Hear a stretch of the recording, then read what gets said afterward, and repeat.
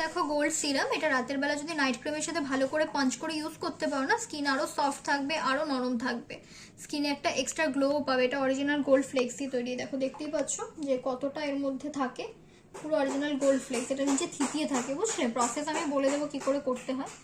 আর এটা হচ্ছে তোমার, এটা এক ফোঁটা, দেখতে পাচ্ছ? এটা এতটা প্রয়োজন, এই এক ফোঁটা নেবে।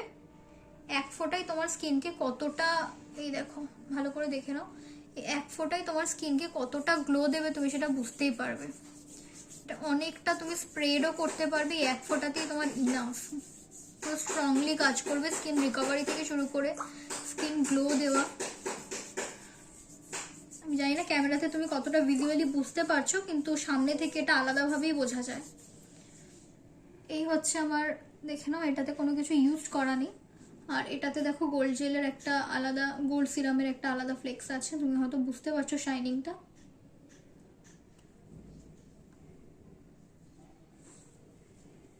ট্রাই করে দেখতে পারো।